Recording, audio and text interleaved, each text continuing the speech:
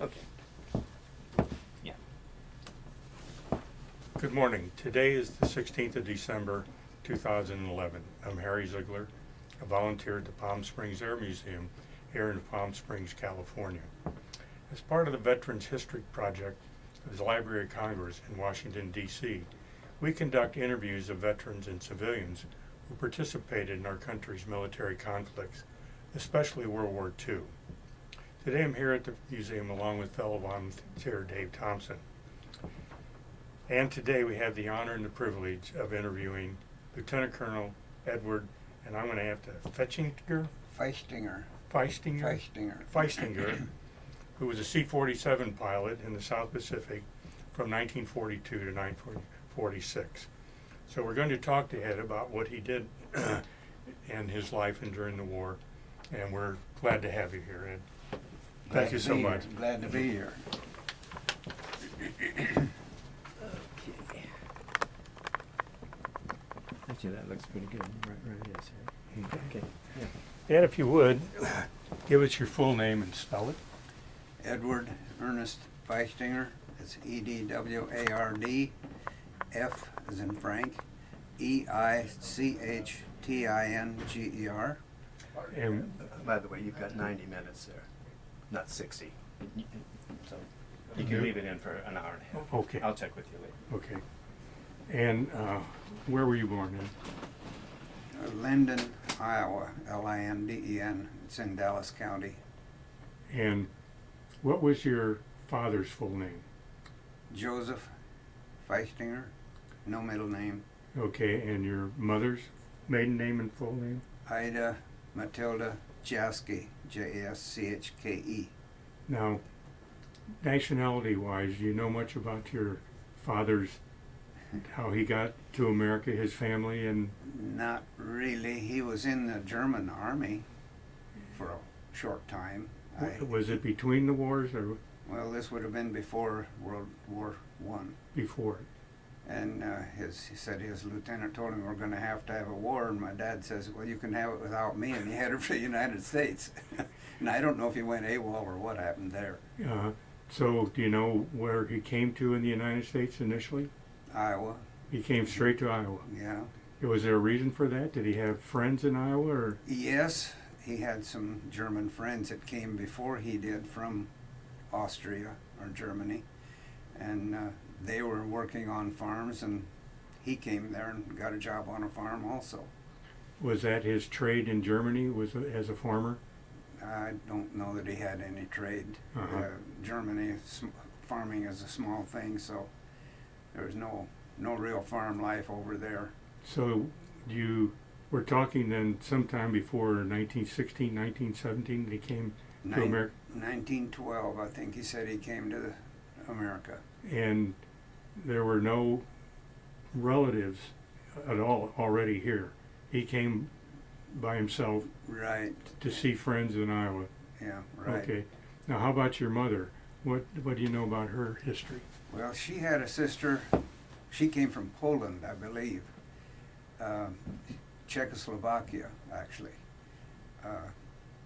She had a sister in Iowa that was married, so she went there, and they found her a job as a housekeeper on a farm. So was this about the same time frame as your dad, 1912? Probably. Maybe a year or two earlier. I really don't know when she came to this country.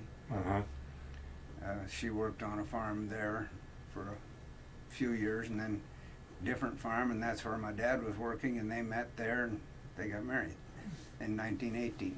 And was that in what town then? They were married, I think, in Panora, P-A-N-O-R-A, Iowa. Now, then, when did you come along? Where are you? Are there siblings in your family besides you? Mother had a son before she and Dad married, and his name was Henry Jaske. Then my parents married. Henry was, I think, 17 when I was born. So I don't know if... She had a previous marriage before you? No, it was a mishappening there. never was talked about back in those days. Yeah, Unwed mothers were yeah, that was a bad thing. just wasn't talked about, and mother, I think, was ashamed to the day she died. Hmm.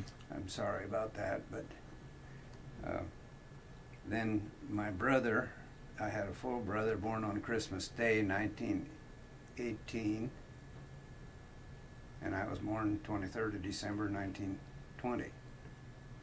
So then, did you live in your own home, or was it part of the farm? Well, they were renting after they married and were working on this farm for a short time. They got a reputation as good workers, and they found a farm owner that would rent his farm to them. So my dad bought some old used machinery and a couple of horses and started farming on his own, and in 1927 they bought a farm. And then the Depression hit and the drought hit, and they were within days of losing it, but they managed to hang on. Now, where, time-wise, do you fit into all this? Where do you start remembering what the house was like and the neighborhood and things like that? Well, I was probably 5 or 6 years old. In the wintertime it was cold, and I remember we each got a tricycle for Christmas, and the house had was built where it was like an island. We could ride from one room to another around and around circles. And my brother and I rode around the house in the wintertime. It was too cold to be outside most of the time. But and the first real memory I have is 1925. My dad bought a new Dodge, a touring car, and I remember it coming up the driveway. When you say a touring car, Well, it was a 4-door with side curtains, no windows, and a rag top. yeah, so you could you put the top all the way down? They Or- never did, They never did. but the side curtains were off all the time until it rained or got cold, and then they tried to put them on and try to keep it a little more comfortable. But there was no heater in the car. Or anything. Yes. There was? There was a way to run the exhaust came up through the floor on, I think, the right side, and ran across behind your heels and went back down through the floor and out. And that got so hot it burned our rubber overshoes and smelled, oh gosh. But with that heat under there and a blanket over our lap, we could be comfortable in the wintertime. And was both seats, front and rear, or just the? The front had just hot air blew off the engine in through, I guess they opened a little opening in the floor, and the engine heat by forward motion and the fan running, it blew some of the engine heat into the people in front. So, is this in the rental house now, or is this? No, in- yes, they were still renting when they bought that Dodge. Now that's a good indication your dad was doing quite well to Well. be able to afford a new car. Well, unfortunately, he bought 2 new Fords, I think, the same year, and they were neither one any good, or he couldn't learn to drive them. I don't know what happened, but he got a Dodge and kept that 13 years, and it was powerful like a tractor, real low gear and big tire. First car with 6-inch wide tires. Well, that was good in the snow, wasn't it? With those skinny tires. I suppose it did all right. It had lots of power. It could go through Yeah. muddy roads. Now, what was your house like? How was it heated? You know, Well, of course, it had the cook stove where we burned corn cobs or wood in the kitchen. in the kitchen. Did and that then, heat the whole house? Well, it created heat there, and then there was a round stove that we burned bigger logs of wood. They cut trees every year and had firewood for the heating stove was, I don't know, 20-inch diameter with the flame was below that in a cast iron area. And then, of course, the stovepipe went up and into a hole in the wall, which was a chimney from there on up. So it was the radiant heat from the stove Mm-hmm. that basically. So how many bedrooms can you remember in that house? There were 3 upstairs and 1 downstairs. That's in the house now that they bought. Oh, Now, okay. where we rented, I don't remember that. So then the 2 boys, you had your own rooms upstairs, No, we slept together and the mother and dad, where did they sleep? Downstairs? downstairs. So you actually had 2 extra rooms upstairs? Yeah, Okay. yeah. How about bathrooms? What were? Well, there was none there when they bought the farm, we used a round galvanized tub once a week and poured water in it and got in that. And Was there a pecking order on who got in first? well, I was always last, I know that. But they hadn't lived there too long, and my dad, there was already a well and a windmill. My dad had a plumber put 2 galvanized tanks up in besides the 3 bedrooms, there was a little attic space up there. And he had 2 galvanized livestock tanks installed up there, and the windmill pumped rainwater, or well water up there for us. And then they built a cistern, which was a big round tank in the ground, and caught rainwater off the roof and ran that down there. And then my brother and I had to work a pump back and forth to pump the rainwater up into this other tank. And then we got a bathtub and a wash basin and a running toilet. So you made a bathroom then in the house? Well, sort of. Yeah. It was the main door where we came in and out. The bathroom was there and the sink was there, and off the side was a little area where the separator was, which separated the cream from the milk. And then they put a little bit of a L-shaped wall, and the toilet was in behind that. Okay. So, and of course I had to build a septic tank and a leach line then for all of that. So my parents improved that house considerably. Boy, I guess that. And what year roughly would that be then? They moved there in March of '28, and they probably put the running water in about 1930. About that, I don't know. And can you remember what things you raised on the farm, and what your chores were? We had chickens for eggs, and quite often had ducks, which were sold, and we raised hogs and cattle. And for crops, it was oats and corn and hay. No potatoes? Well, we had a little vegetable garden, but potatoes didn't do too well there. We had to go up to my aunt's house about 30 miles north to get better homegrown potatoes. Why was that? Why was it different? Just a little difference in the soil. Uh-huh. My dad's farm was not, how can I explain this? Where my aunt lived, there had been a glacier across that part of Iowa hundreds or thousands or millions of years ago, and left the soil flat, and it was a real black kind of adobe soil, better soil for potatoes. And some of it had what they called peat in it, which they have a lot of in Ireland, and that would burn, smolder, and they couldn't put the fire out, so if it ever got started burning it just smolder and smoke and smell awful. But they didn't have any of that on my aunt's farm. But they could raise better potatoes there. For potatoes for winter use, my parents always bought those from the store. Uh-huh. They'd buy 100-pound bags and store them in a cave that they built. The cave was in a hill or something? Well, it was, Like a cellar? yes, it was about the size of this room, I suppose 8 foot wide and 12 foot long, walls up 4.5 feet tall, and then a arched roof built out of hollow concrete tile. And then they plastered that on the inside and painted it with lime water to make it nice and white and sterile. And the earth was above it, about 2 feet above that, so it wouldn't freeze down in this cave. Could the rats get in there, and the mice, where the potatoes Well, they were? tried to take care of that and prevent it. They could, but we never had the problem. Uh-huh. And Now- I went down in that cave when what they called not a tornado, what was the other one? No, nothing. Not a hurricane, but Uh, gee, It's not a tornado? no, we had tornadoes. We Oh, went down sure. there when there's tornado warnings. Uh-huh. We didn't get warnings, but back in those days, people just had to watch the clouds and the wind, and they had a feel for the weather. And I did see one tornado pass by a few miles away, but So that was your shelter then? that was a shelter for storms. And my aunt's place, they lost every building, and tornado came and took every building away from them, and they happened to be down in the cave at the time. Their own cave? There, yes, that was again 35 miles north. Now, was this cave near the house, or? Oh yes, we could enter it without going outdoors. I see.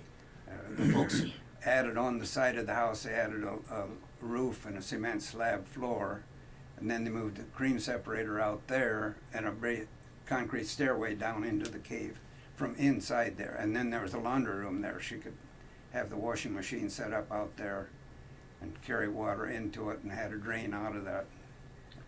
Now, did you have electricity by now? No.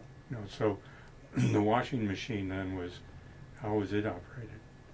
Well, first with a lever, and then my older brother, the half brother, bought a one-cylinder gasoline engine and put a pulley on it and got this engine set up where with a belt it would run the washing machine. And there was 2 tubs with agitators hanging on the lids, and they went back and forth to stir the water and the clothing.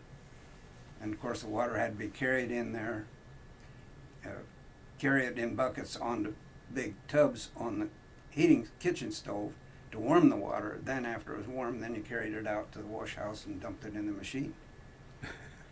And each side, well, there was one wringer between. The 2 tubs were like a half of a whiskey barrel. Uh-huh. And when you closed the lid, there was a 4-legged stool hung on that lid. That's what went back and forth to agitate. And between it was a wringer, they called it, 2 rollers that rolled together. And you cranked that? No, that seemed to run. Well, now you asked me, I don't know. Well, I was just I think thinking, maybe you did crank that and crank the clothing through it. And it squeezed the water out of one tub, the dirtier water, and the clothing fell into the other tub, which was the rinse water. yeah. And then you could wring it again and into a basket and carry it out and hang the clothing out on the clothesline. Did anyone ever get their arm caught in the wringer? I don't think so, however, after Mother got really old and unable to take care of housework anymore, my dad was starting to do laundry, and he wore bib overalls, and one good thing he owned all his life was a railroad watch, a Hamilton gold watch, and he ran it through the wringer. First it got washed, and then it went through the wringer. But he took it to Des Moines to a jeweler, and they managed to repair it, and I think it still ran when he died. I'll be darned. Those are treasures. Yes, Mm. yes. I suppose one of his grandsons has that watch. I don't know. You then obviously were around people who were pretty mechanically inclined. Definitely. I mean, to do all these things with the wash machine and build the Yeah. cave, and so I'm assuming then you did all your maintenance on your vehicles on the farm. Oh, Whatever yes. you took care of those things yourself. Oh, yeah, yeah. So did you become more mechanical yourself? No, I was always the little one, and I was there to help. Give me the crescent wrench, give me the pliers, Yeah. and I'd go get that and hand him. My brother, probably only age 16, had the pistons and clear out of an engine and put new rings on the pistons. Back then, you put piston rings on, and then you put expanders under the rings when they got to using oil, and he could do all of that. And my brother didn't even finish high school. My full brother didn't. But he tore a transmission completely apart in a fairly late model Plymouth back in the late 30s or late 40s. Uh-huh. And how close were you to other neighbors on the farm you owned? Well, about 300 yards south of the first set of buildings, and then another 300 was another set on the other side of the road, and north it was a half a mile to 3 different sets of buildings. See, the farms were only like 80 acres and 160 acres. Uh-huh. My dad had 160, which was, again, a little more, I don't want to say upper class, but a little better than the guy that had 40 acres or 80 acres. He had 160. What's that, a quarter section? Or? Yes, 1/4 of a square mile. Yeah, you had a quarter section, so, and there was no running water on this. You had to well. Just a well. Just a well. And that went dry. We had that awful drought in the early 30s, and almost every well in the area went dry. And that one didn't go dry till after the drought was over, and then they had to drill a new well. And Go deeper? by then they had electricity, so they put an electric pump over that one. And can you remember when you got electricity? It was after I moved. Oh, I went to live with my older half-brother in 1940, And while I was living there that 1 year, my dad's farm got electricity, the REA, they called it, Rural Electrification Act, that President Roosevelt pushed from the Tennessee Valley Authority. I think the generation was in Tennessee and brought the power clear up to Iowa, and they brought a power line out to the farms there. And what was it, and how, if you wanted to play with neighbors, where'd you go to do that? Well, we had one neighbor boy up north, a half a mile north, and I could walk up there, and he had a pony. So that was great for me. I got to ride his little Shetland pony. Mm-hmm. Of course, it didn't like me, so it dumped me off a time or two. But so I didn't like it too well after that. But we just. So how was, where did you go to school? Well, half a mile south, there was a country school. They had a country school every 2 miles. So normally kids didn't have to walk more than a mile. So was it then the one-room schoolhouse? Oh, yes, on all grades. And one teacher? Yes, one through first grade through 8th grade. And then high school was in town for 4 years. How far was town? 6.5 miles, So which wasn't bad. did your parents take you to school, or did you walk? No, they had a bus. They had a bus. In the good weather, I rode the bicycle because I got, instead of paying the bus 15 cents a day, I got the 15 cents to ride the bicycle. So 6.5 miles each way. Did you get any interest in sports when you were? No. No? Well, I wanted to play basketball because on the farm we didn't have a sidewalk, we didn't have anything paved. And they built a brand new gymnasium while I was in high school, and I saw all this beautiful oak floor. And I wanted to play basketball. And I asked my dad one day, I says, could I sign up to take training for basketball? He says, if you want exercise, come home and work. So that was my sports career. Yeah. And so you stayed then in this house through grade school. And did you have subjects there that you really liked over any other subjects when you were? Geography, I think, was probably my favorite, but I don't remember any of it to speak of. Because something about me, I wanted to go someplace. I wanted to travel. I don't know why. Now, you mentioned you went to live with your half-brother. Mm-hmm. When did that happen? That was during the year 1940. I got out of high school in spring of '39, and I hung around home till fall, and we went up to Minnesota. Three fellows from that area heard you could go to Minnesota and pick up potatoes and make a lot of money, so I got in on that. Is it true? Did you do that? Oh, Pick yes. potatoes? Yes, picked them up off the ground. They had a machine that pulled them out of the earth and kind of shook them and got them to lay on top of the ground, and then they had two men walk down the row. One man had a bundle of burlap bags tied around his back, and would say, you have the bags behind your back, and we're both picking up potatoes into a bucket, and when we get our buckets full, that's a half a bushel on each bucket. Then I get behind you and pull one of these burlap bags off, and I hold it, and you pick up the buckets and dump them in the bag. So now we have a bushel of potatoes sitting on the ground. I see. So I did that, and Did they pay by the hour or by the bushel? bushel. By the bushel. Mm-hmm. And Could you remember how much a bushel you got? no, but I was up there about 3.5 or 4 weeks, and I had $18 left when I got back to Iowa. That's a And lot of I money. thought I was rich. Yeah. Besides, I even bought a sweatshirt, which I always wanted and never had one. How about clothes when you were growing up? Did you get your brother's clothes, or did? Pretty much, and Mother always made our shirts out of leftover, whatever part of her dress didn't wear out, she'd make a shirt for us. And we wore quite a lot of homemade shirts and clothing, and they did buy us overalls, which was the bib overalls with a place for a pencil and your Yeah. watch, and suspenders over your shoulders. And how about, did you have one or two pair of shoes? Did you have boots, or what'd you wear on the farm? Pretty much the same work shoes, and then we had different shoes to go to town in. Now, did you have a church that you went to? No, that was strange. My parents were Catholic, and just about, I can remember having to wear these knicker pants with they were knee high. I just dreaded wearing those, but for some reason they quit going to church at that time. And they didn't go again till after my brother and I were both married. That's interesting. So I don't know what happened there, if they felt that being Catholic, that we might not find a Catholic girl. I have no idea why they quit. Did you,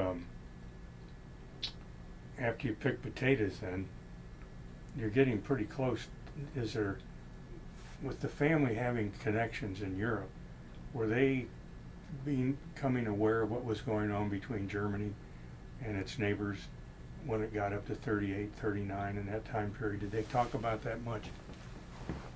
I think so. I remember when Hitler came in power, he had a program every Sunday on our radio. The folks finally got a radio after they got electricity. Well, they had one before that, it was battery powered, but about 1940, I think it was, every Sunday my parents wanted to listen to Adolf Hitler. He sounded like a good leader. He was good for the country and he was good for the people, and they were convinced he was a good man. A lot of people were in America. And even over there, I think they all did. But then when he started trying to take over the world, they had to finally realize, well, this guy's he's not for real. But they were still very fluent in German.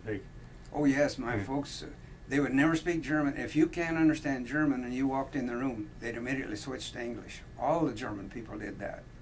They would not speak German if there was anybody within earshot that could not understand German. All of them switched over immediately to English. And was it a courtesy, or just they didn't want people to feel left out? No, it was a courtesy. Like today, I'm offended. You go in the store and these foreigners around here are speaking their language. Yeah. And I think they live in this country. Why don't they speak our language? But they don't. Yeah.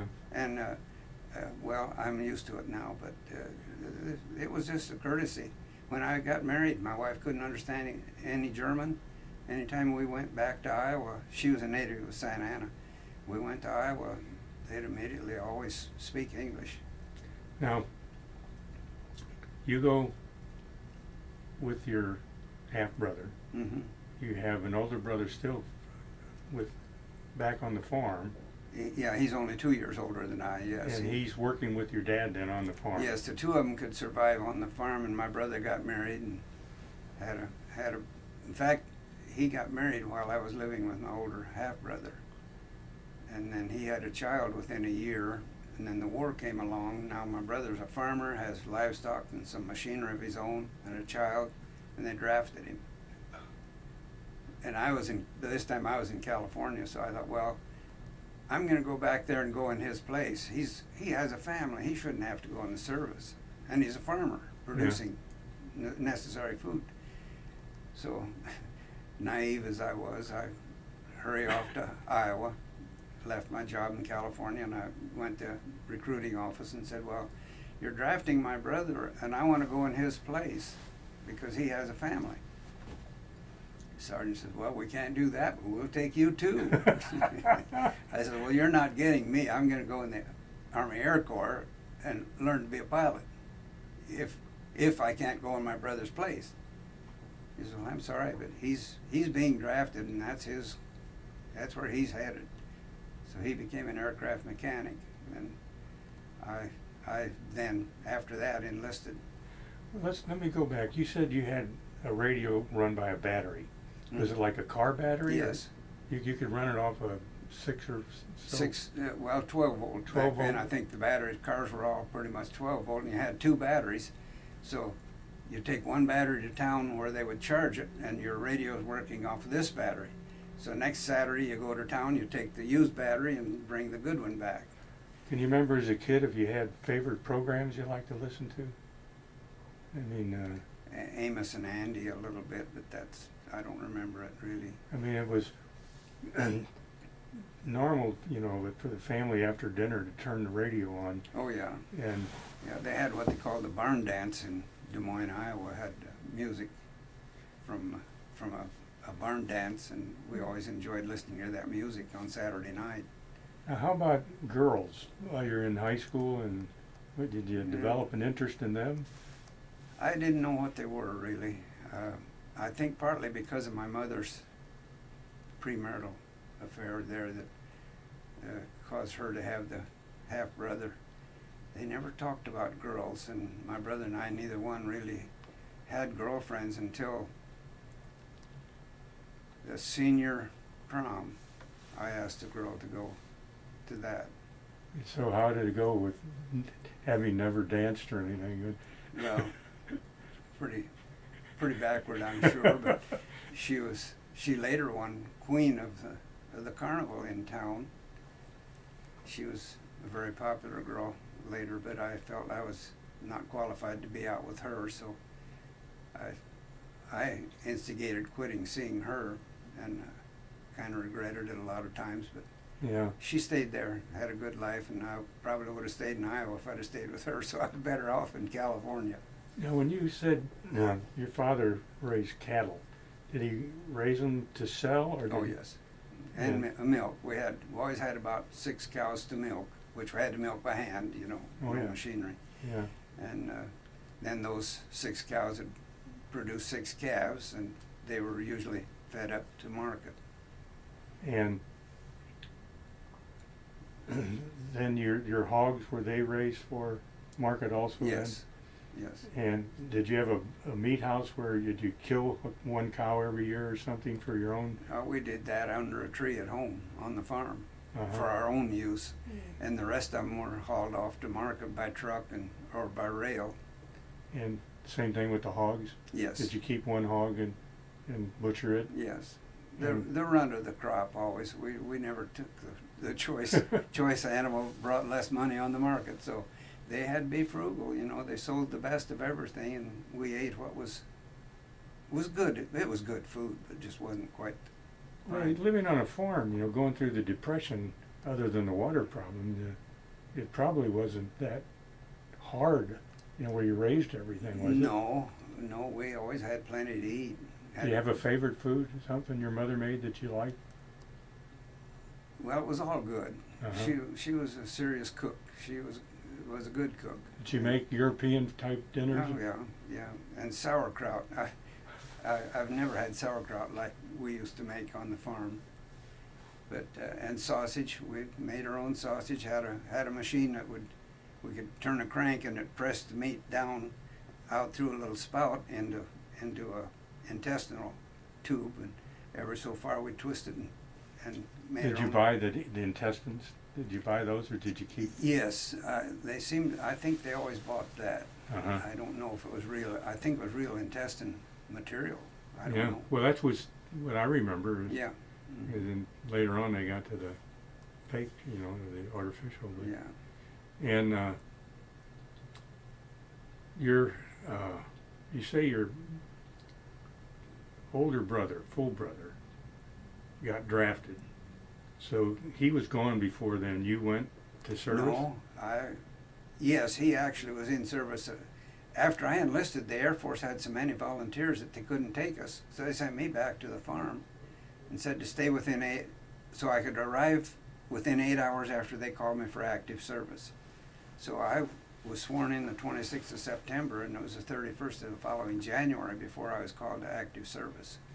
Can you remember where you were when Pearl Harbor was attacked?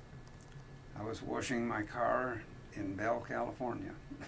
And I had the radio on while I was washing the car, and I heard about this, and I had room and board with a family. So I went in the house. It was a Sunday. I went in the house and asked, "Where's Pearl Harbor?" The radio said something about it been bombed. And they said, "Well, I think it's in Hawaii." That's the way I always said it back then. Uh-huh. And then we wondered, well, where is Hawaii? And we decided, well, we knew it was west of us, somewhere out in the Pacific, but we didn't really know precisely. But we listened to the radio the rest of the day. I didn't get to ask you then how you got to California. Because you were up picking potatoes. Yeah, that was in September of 1940. Came back to the farm and helped pick corn, which is a hard, cold difficult job. And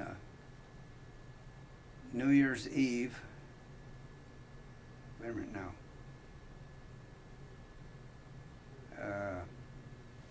That was in the fall of 1939. I picked up potatoes and helped on the farm. Then I worked for my older brother for a year, and it was New Year's Eve after that year of work. I had a girlfriend. We went up to the big city of Fort Dodge, which is about 60 miles north of where I lived. Went up there to a dance on New Year's Eve. Cold. Now, were you driving your dad's car? Yeah, to do oh that? yeah, I didn't have one. It was still the Dodge, huh? No, but then he had a 39 Plymouth. Okay. And roll up windows, and it was warm inside. And Rose and I went to this dance, and at midnight we were out, or right after midnight, was out in the city ready to head back to take her home. And here a California car made a left turn in front of me, and I said, well, look at that California car back here this time of year. What's the matter with him? And she says, you know, I'd like to go to California and see my brother Tony. So I said, well, would you go with me if I buy a car? Sure. And, you know, like 20-year-old kids. Yeah. About the 10th of January, I bought a car. And I went up to see her and says, well, you ready to go to California?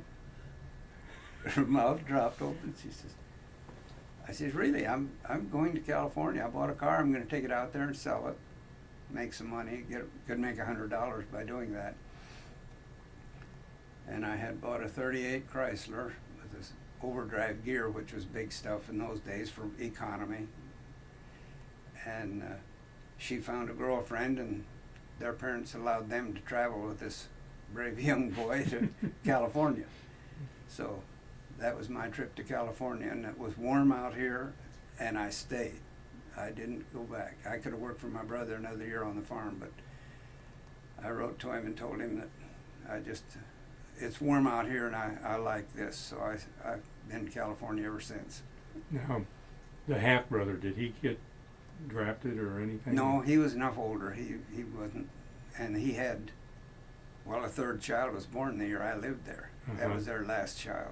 And so going back a little bit to the farm, did you have a pair of horses or one horse or? Four. 4 horses. And so when you plowed, did you use 2 horses? Well, Or by the one? time I got involved, they had a tractor with the old steel wheel, big lugs on it, and they plowed with the tractor, and I never drove a 4-horse team. They used 4 horses to disc the soil and a harrow, what they called a harrow, to rake it and break up the clods. But mostly it was 2 horses at a time to pull a wagon or mow the hay or stuff like that. Did you have much trouble with the horses? I mean, did they stay healthy pretty much, or? Yes, they stayed healthy. We had one killed by lightning one time, and occasionally, well, when a horse got about 30 years old, it was too old to have much strength anymore, so they were kind of, my dad would keep them as a pet till they just were sickly. Yeah. And then there's a company called the Rendering Works, which they would come and pick up these old horses and take them in and slaughter them and make hog food out of them. Was that something you got money for, or did you just do it? I don't know. He may have paid $1 or $2 for a live horse, but if a horse died, he would come and pick up a dead horse also and take it in. Yeah. And it was all cooked and made into hog food. So, you go home from California. What did you do in California then? What kind of a job did you have? Well, first off, I ended up driving a truck, like another thing boys want to do, drive a truck someday. And I delivered furniture from furniture stores and household moving. And about 6 months of that, I got a full-time 40-hour-a-week job with Armstrong Cork Company making asphalt tile floor covering. Hey, what was your job with making the tile? What did you do? Well, I never really was assigned to any particular job. First off, they always have you take a broom and sweep the floors, the new employees, Yeah. and you sweep the entire plant area. And then wherever they need somebody to fill in on the production line, we would do that. And they had shift work, daylight, swing, and graveyard, and I didn't like working nights. So I asked for the shipping department, and wasn't long I was on shipping. So I got to work days, 8 to 4:30 every day. And you had your car out there, or did you sell it? No, I kept the car then. As soon as I got that truck driving job, I was making 50 cents an hour. Gee, I could afford my car then. So, and the girls, did they stay around, or did you? No, they stayed up by San Francisco area. So you couldn't get near them? No. And you were where in California exactly? I was in Huntington Park. Huntington. The girls, one had a brother at Marysville, California, and the other one had a brother in San Francisco. And I had a cousin in San Francisco, so I visited all of them, or my cousin and this girlfriend's brother, which I knew, Tony. And did you drive up or go on a bus? I drove from there down to Los Angeles and got a sleeping room, and ended up just that job driving a truck just came and found me. I didn't find it. I was trying to sell my car. I wasn't looking for a job. But well, it sounds to me like you never worried about a living. You always knew how to make a living. Well, I wasn't smart enough to know I was at risk, I guess. I probably only had $20 to my name at the time this truck driving job came along, but I was going to sell the car and have a $100 profit, and I was on the way back to Iowa, you know. Sure. I could get to Iowa for $20. And anyway, the job at Armstrong's lasted until the draft never called me, and so I finally decided, well, I'm going to go take my brother's place in Iowa, or in the service. Went back to Iowa, see my folks, and go into service. Now, to go into flight training, can you remember the kind of physical and tests you might have had to take to see if you were qualified for aviation? Well, again, the fellow went to Minnesota to pick up potatoes. He and I decided together we'll go to Des Moines and enlist for cadet pilot training. We didn't know the word cadet. Yeah. We just wanted to get in the Army Air Corps and learn to fly.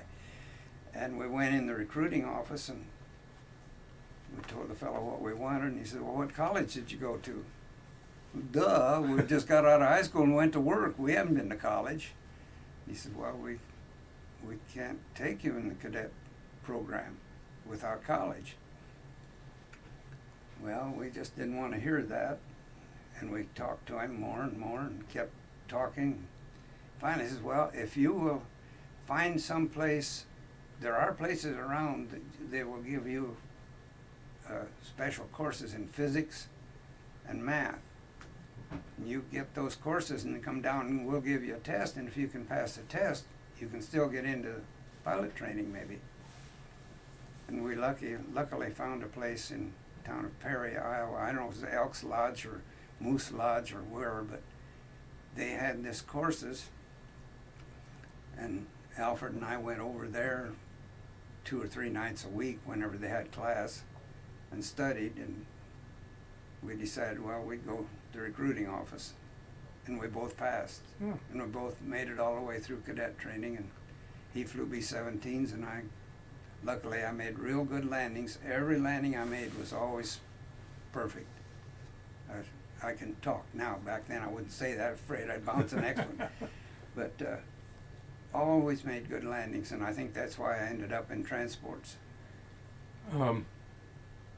Did you go in at the same time with your buddy then? I mean, did you go to the same basic training? Well, after we were sworn in and finished harvest, was nothing to do on the farm after the corn was picking, so we both went to Des Moines and worked in a factory for a month, and we both got called to active duty the same day, so we did. We went together on the train from Des Moines to Jefferson Barracks, Missouri, and that's the last time I saw him. And so when you started your basic training, did you do things other than fly for a while, or did you go right into, say, a small airplane and then a bigger airplane? No, they still had too many volunteers. They didn't have room for us in cadet training. But the Army was going to take us if the Air Force Army Air Corps didn't pick us up, so they took us in and sent us to college training detachment. After we went to Jefferson Barracks and learned left foot, right foot basics, real basics, I was sent to Kansas State College, and I think it was there, 3 or 4 months, maybe more, until they had room for us in the cadet program. And at college, they exposed us to about 4 years of college education, which I was amazed at the knowledge that was available. Being a farm boy, I didn't know there was so much higher learning than, and so I made up my mind after the war I'm going to go to college, but I got married instead. Now with Parks Air College just across the river, you never got over to Parks Air College at all from Jefferson Barracks? No. Was it even in existence then? Do you remember? Never heard of it. Okay. Now, had they already selected you to go into transports, or did you go into like an N2S air training program, basic training from Jefferson Barracks when you went to Kansas? From Jefferson Barracks, I went to Kansas to college, and from there to San Antonio for classification testing. And there they decided if you would be a pilot or a bombardier or a navigator. And luckily I passed for pilot training. And then we went to 3 different, the primary flight training in Kansas. What airplane would that have been? PT-19, PT-19. open cockpit. With fixed landing gear? Yes, the instructor sat behind. And communications between the pilot and co-pilot, how was that handled? Do you remember? I think we had headsets and radio. Maybe we screamed at each other. I don't really, isn't that strange? I can't remember that right now. There wasn't a tube or something running back and forth that they talked in? Might have been.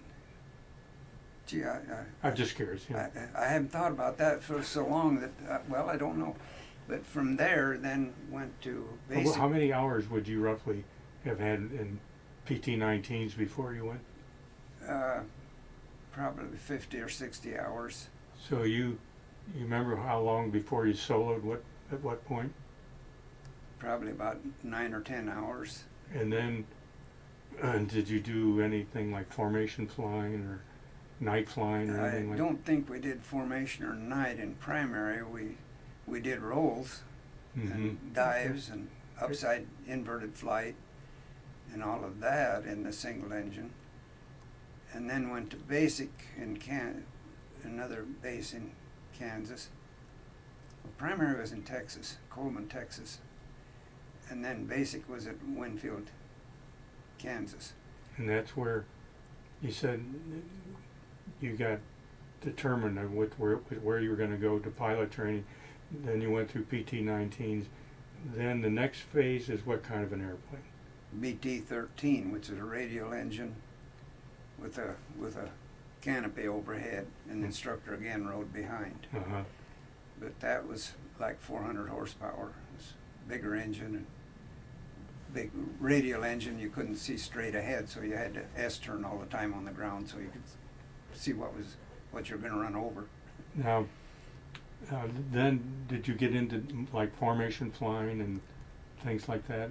I think we flew some formation in the BT-13s and still loops and dives and rolls and all of that, and some instrument training, I believe. Did they have a little box you got inside of and for instrument training? The link trainer? The link trainer, yes. I think that's where I first got link training, was probably in basic. That was a kind of a disturbing thing the first few times, but it was a good instrument trainer, no question about it. In those days, then, you had nothing but radio range, and you did it. And that's right. The A and the N, is that the 2 letters? Yeah, A and the N. And that worked. Did I and it? Yeah. Yeah. Yeah. To try to explain that to a civilian who never did fly, you have to have a piece of paper and draw a map and bring the .it and the .dot together to make this sound. But then after basic, which again was probably 50 or 60 hours of flight training, then we went to advanced, which is twin engine. I wanted 4 engines, always figured I was gonna fly a B-17. And I wanted 4 engines, so if 1 or 2 or 3 of them got shot out, I was still gonna make it home on the one left. So I did get twin engine training.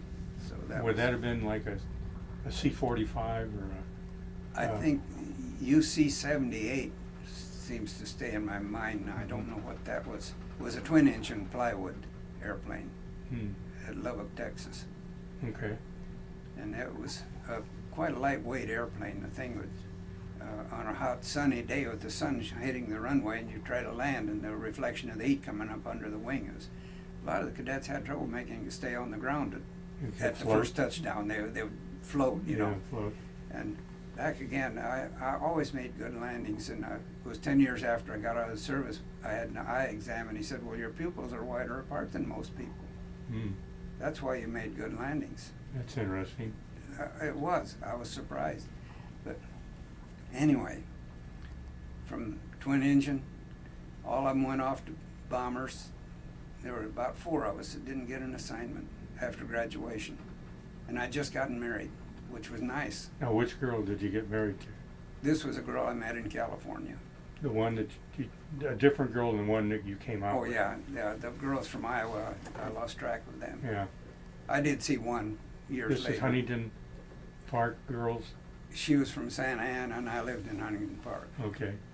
And I met her because I had a car, and a friend of mine at Armstrong Cork Company job had a girlfriend in Santa Ana, but he had no car. So he says, I had this nice 38 Chrysler. He says, well, I'll find you a girlfriend in Santa Ana if you'll take me down and see my girlfriend. So that's how I met my first wife, on a blind date.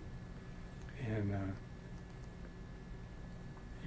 when you finished your multi-engine training, it's still in a airplane that is not a combat aircraft? Right.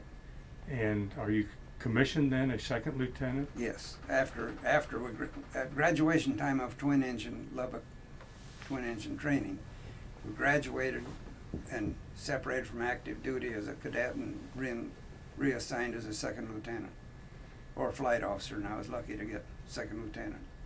And you then get orders, you get married right out of... I got married just before graduation, actually, which was, again, kind of a foolish thing. But it was a pretty sure thing we were going to graduate. So Yeah. my girlfriend came from Santa Ana back there, and we got married. Chaplain and married us in his home in uptown Lubbock. And you get orders then to where? Alliance, Nebraska, and we still didn't know what we were going to fly. There was another pilot and his wife, newlyweds. They rode with me, and but this time I had bought another car. I sold my one in California when I went to enlist, and I had bought another 39 Chrysler with all drive, and I had it in Lubbock after graduation, and got my orders to go to Alliance, Nebraska, and here was this other lieutenant and his wife also got the same orders, so they rode with my wife and I to Alliance. And as we approached Alliance, here's these C-47s in the air, and that looked good. We got kind of excited. We weren't going to be in bombers. Yeah. And so that's what it was, Alliance, Nebraska, C-47 training. And can you remember what you made as a cadet before you got commissioned, what your salary was? $75 a month. And what you made then when you were commissioned? That was $2,100 a year, plus 50% bonus for flight pay. So about $3,000 a year? Yeah. And then So- being married, it was strange. They allowed extra money for the wife and living quarters. So I don't really know what the total income was, but gee, we were You were comfortable. swimming in a... Yeah, we were comfortable, yeah.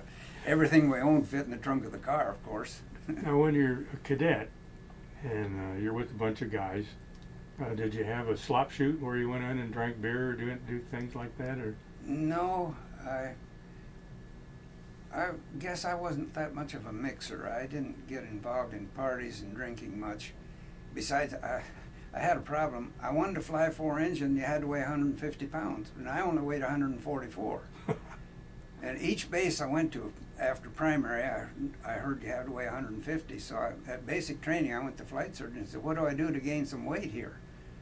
What can I do?" And told me what to eat and how to live and all that. And left there still 144 pounds. So at Lubbock, I got the twin engine. Now it's getting serious. I have to weigh 150 pounds.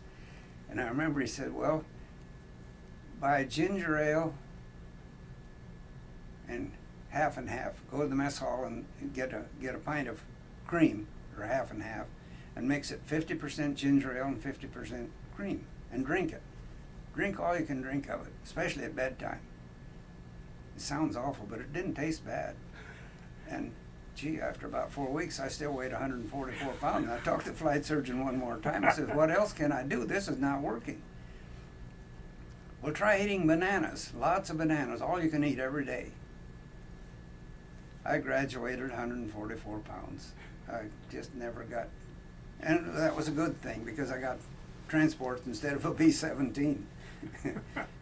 Gosh sakes, fly a B-17 and drop bombs and kill people and destroy the world. And I was lucky I got to fly a C-47, didn't have to hurt anybody. Was your wife religious? No. So was church not a part of then what you... No, it never has been in my life, unfortunately. I lost my first wife in 2000, and a lady came to her funeral that I had met when my half-brother got married back in 1928. My half-brother's wife had a young sister, the cutest little thing I ever saw. Again, I didn't know what girls were, but she was a pretty thing. I ended up marrying her in 2000. She'd been widowed 30 years. So after I was widowed in 2000, Helen came to my wife's funeral, and I saw Helen, and we didn't get to visit much at funeral time. So she called me to have lunch with her at Knott's Berry Farm one day because her sister was here from Iowa. And I knew her sister, so sure, I'd have lunch with them. And things just kind of went from there, and so I've had a second wife since then. Well, you then get into C-47s when you drive up with your friend and the two wives, and you're in officers' quarters, and No, you live No. out in town. they didn't have any. We had to find a sleeping room in town, which my wife found while I was at the base, she found a bedroom we could rent with kitchen privileges. And the other couple found a basement that they could live in with a stove down there. So we lived in town, actually. Okay. Mm-hmm. And how did the training go in the C-47s? What was your kind of curriculum? What did you do to be qualified in the C-47?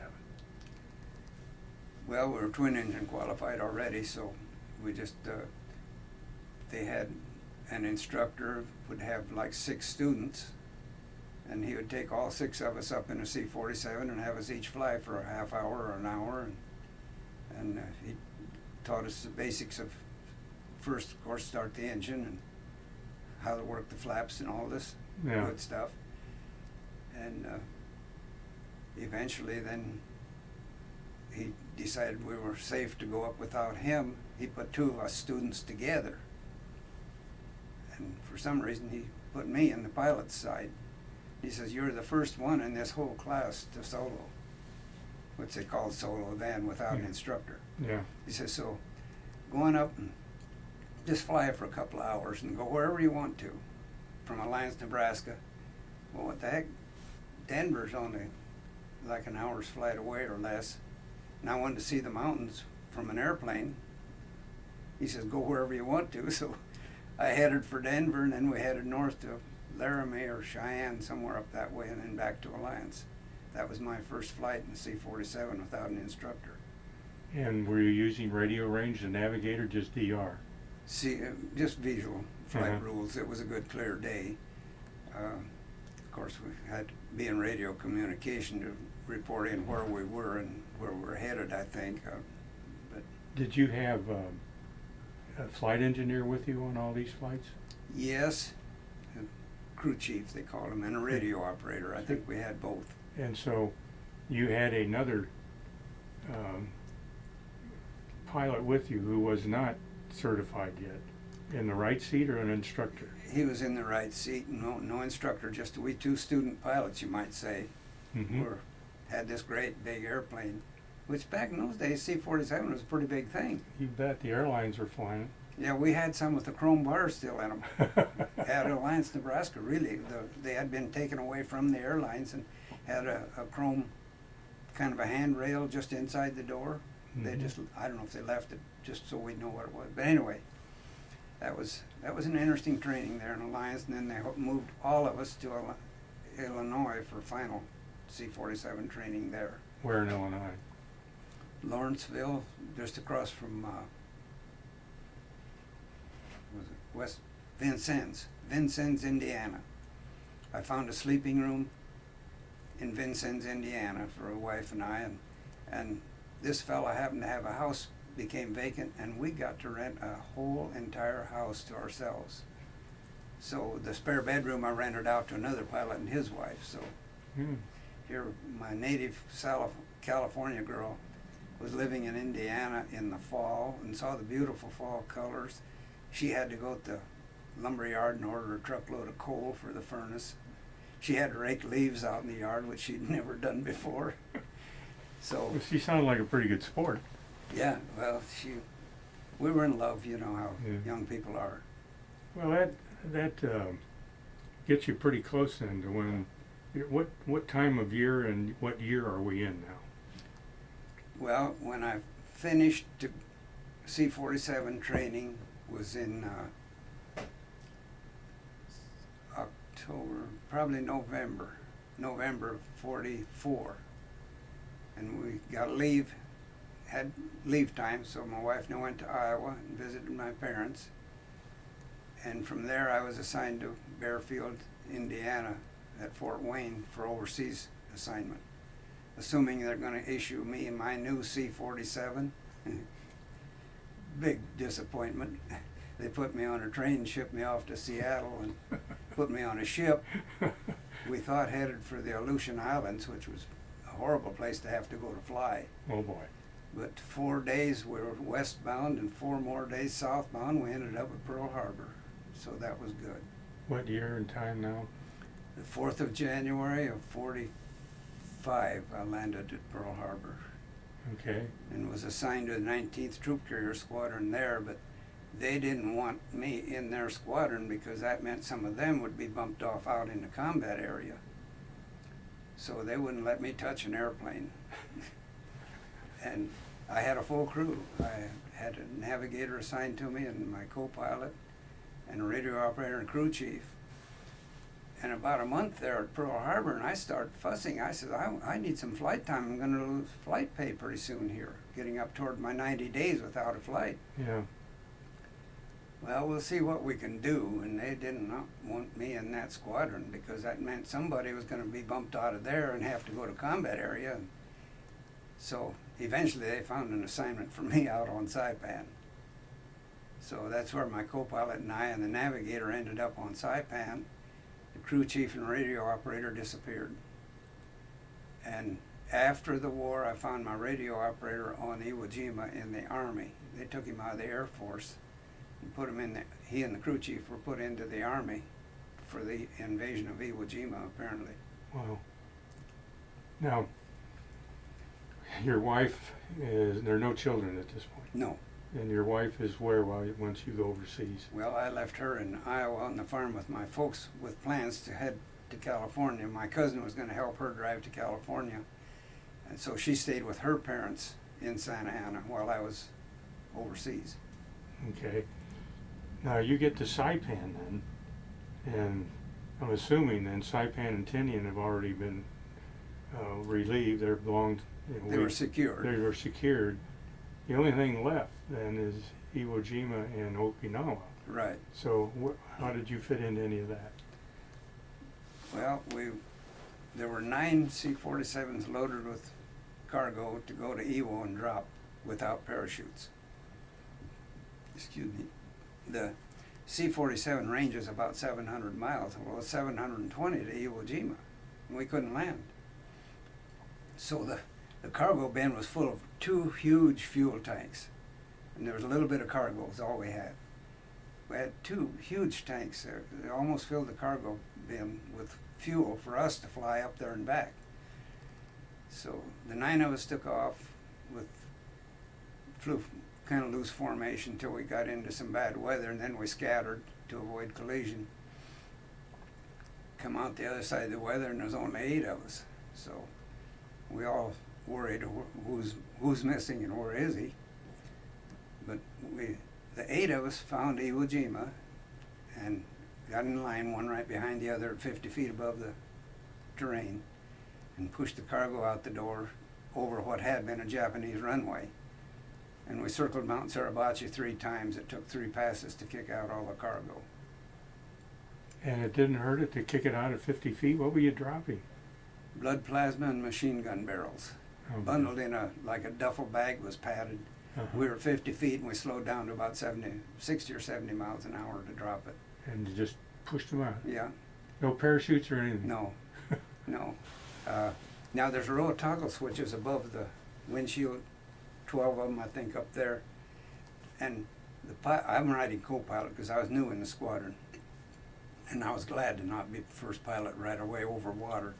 But the first switch shuts off all battery power to the whole airplane. And then, say the third switch was to turn on a red light back there for them to tell them, push cargo. Yeah. When the light goes out, you quit. So when he turned the light out, he shut the master battery switch off, but we didn't know that. And I'm in our airplane was the last one to drop out of this train of 8 airplanes. Just as we got over the water off of Iwo, the Navy cut loose. I think he fired 3 16-inch cannons at the same time, right under us. And I mean, that was the loudest explosion. That seat hit us in the butt, and we went straight up 50 feet, just instant. So we thought we were hit. Yeah. And I yelled at the pilot, "No oil pressure in the right engine." And I leaned ahead and looked out, and the engine looked okay, and the wingtip was still okay, and the engine's still running. I looked at the instruments. "No oil pressure in the left engine," I yelled at him. So now he looks. But this time I realized all the instruments are out, and I looked up, and he had shut off the master battery switch. But you cannot believe what goes through your mind in 3 seconds or 2 seconds of time when you're in all this smoke and explosions and dirt flying and haze, and the ocean's just churning with ships. The landing barges going back and forth, and ships everywhere. I even looked for a place where we could land next to a big ship, and it just didn't look like we could land anywhere without hitting all these little landing boats. But anyway, turned the master switch on, and we were okay. Now, how many times did you make that flight from Saipan up to Iwo Jima? But to drop supplies, that was only the one time for One me. time. But we had 9 airplanes a day for 3 days, and they all made it back. Did you ever find the one that was missing? He had gotten lost, and he got too low on fuel to come back home. He made a forced landing on Iwo. And luckily it didn't tear the landing gear off, so they found some cans and poured some gasoline in it, whatever kind of gasoline they could find. Yeah. And they got the thing airborne and made it back home that night. Wow, that's good. So how long did you then stay there on Saipan flying with your C-47s? 17 months. 17. So the war was over then by the Mhm. time. Yeah. Besides Iwo Jima, what else did you do then during the war part of it? Well, took supplies to Okinawa and landed there. I only had one trip into Okinawa, and gunfire all around there. We could hear it while we were on the ground. And came back, and our squadron had a C-47 built up like a crop duster for spraying. So we're crop dusting with the C-47, so to speak, spraying to kill flies and mosquitoes. All the islands out there, and I happened to spray Iwo Jima. And the war was still going on the other end of the island, but where we could fly around Mount Suribachi, in the end where we had control, we could spray and get rid of the flies and mosquitoes there. Okay. So, where are you when you hear the war's ended? Well,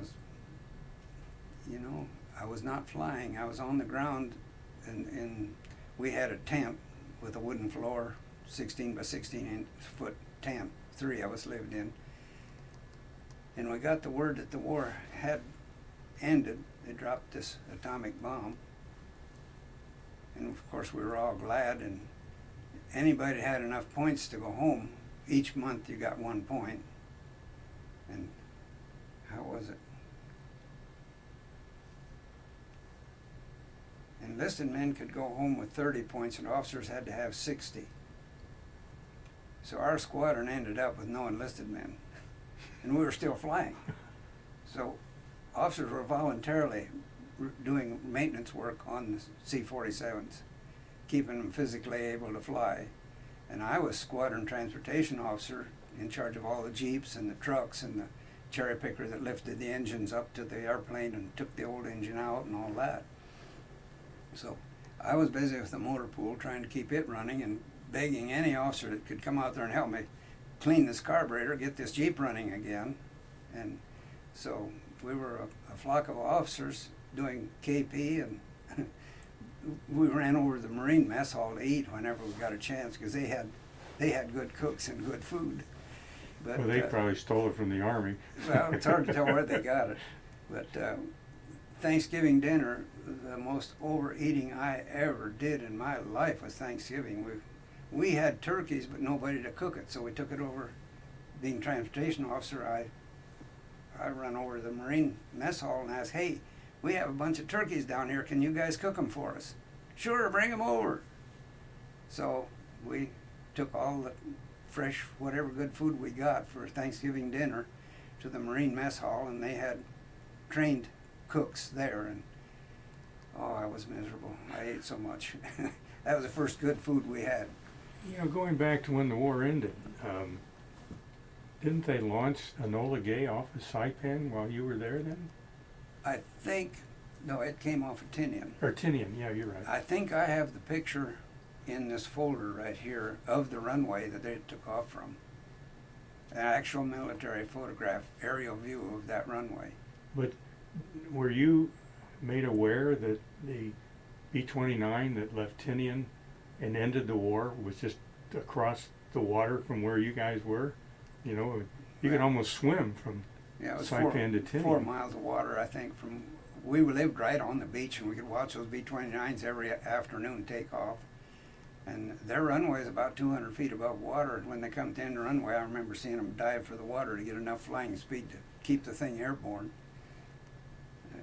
That B-29 was loaded. Oh man, that thing must have been heavy when it left. So, how long then before you get enough time in to return home? It was May of '46. The war ended in August, Mm-hmm. and so September, October, November, December, 4. So you had almost 9 months after the war ended. Yeah. What were you make work, or did you have? We were busy. What were you doing? We were busy flying everybody else home. You know, everybody wanted to get home quickest way possible. So, and here I'm qualified now to be an airline pilot. After all, I flew C-47 and troops, and Yeah. I was going to be an airline pilot. That was a disappointment too, because I flew all the bomber and fighter pilots home, and they got all the jobs before I got home. So, anyway, when I did return home finally in May, I went to private flight school and got my multi-engine instrument rating commercial. Now I go to the airlines and I'm going to tell them I want to fly out of Los Angeles. I don't want to be in Alaska or some other rainy, cold country. They wouldn't even take my name because I was 27 years old. I was too old. I never got an application as a pilot anywhere That's after I amazing. got the license. But anyway, that flying over water, another thing, the Navy would not allow their pilots to fly over water more than 6 months without a hitch back in the States. I had 17 months of it, with one rest leave in that whole time. So it was kind of Yeah. Where did you get your R&R? Hawaii, Hawaii. yeah, Did you get to fly back to Hawaii, or did they put you on another ship? transport. I had to fly ATC 4-engine as a passenger to Hawaii, and I got 15 days there, and I spent $50 for a phone call to my wife in California. And we had some fresh milk and good food in Hawaii for the 2 weeks I was there. What base did you go to? We were on Coconut Island, which was owned by the manufacturer of Chris Craft boats for rest leave. Now, this is a 15-day rest leave. Uh-huh. The private little island, maybe 2 acres, and the fellow who built Chris Craft boats back then had lots of money, and he owned Coconut Island, and he gave it to the Air Force for recreation time. So, I don't even know where it is. well, it's within a mile, less than a mile of Honolulu, I think. They had a little boat take us back and forth, shuttle boat. But that was for officers. Now, what rank are you after you get to Hawaii? I was still a second lieutenant then. I was a first lieutenant when I got back and separated from active duty. I was still a first lieutenant. So, what kind of missions, other than, you said you were flying these guys to get them back to the States, where would you take them from Okinawa? Where would you take them so they could get back to? From Okinawa, we'd go to Iwo and refuel and take them to Guam. And in Guam, the 4-engine jobs from Travis up at San Francisco, Sacramento area, the 4-engine planes brought them back to the States from Guam. What is it, Fairfield, Susan? Fairfield, that's it. Yeah, I had a 15-day tour of duty there in the reserves. Uh-huh. So, you eventually then get back to the U.S. Where do you immediately get discharged, or do you stay around and fly airplanes around? Like, I was immediately separated into reserves with no assignment. where was this done?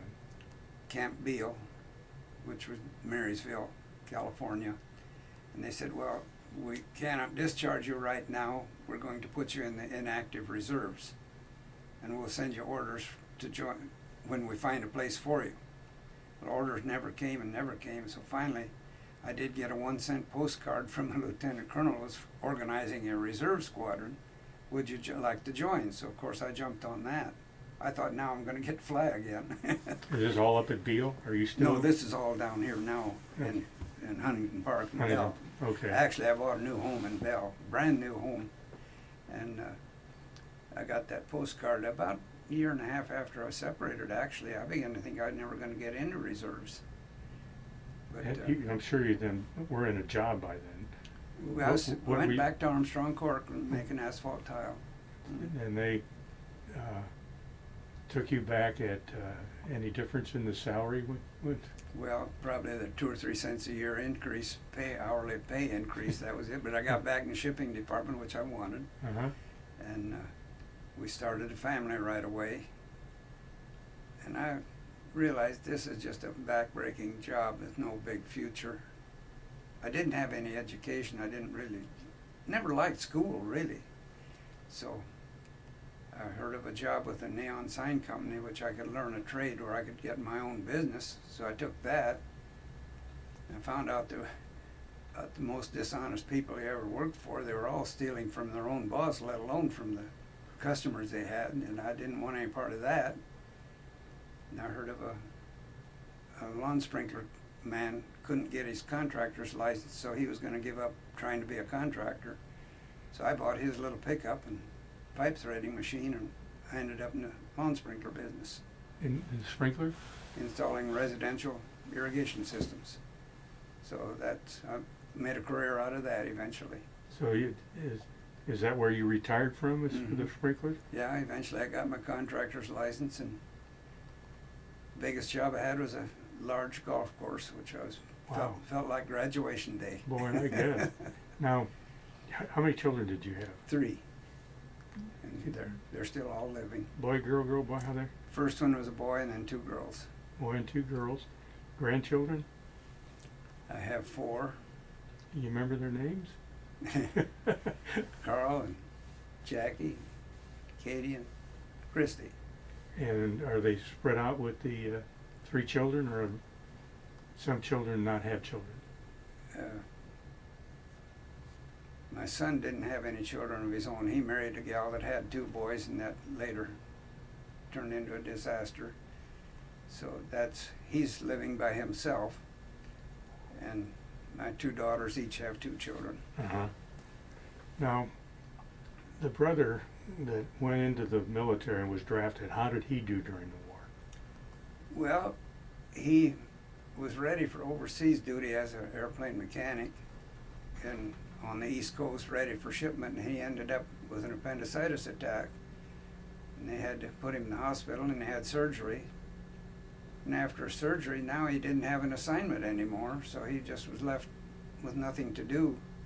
And he said he started a garden, a vegetable garden, just for something to keep him busy.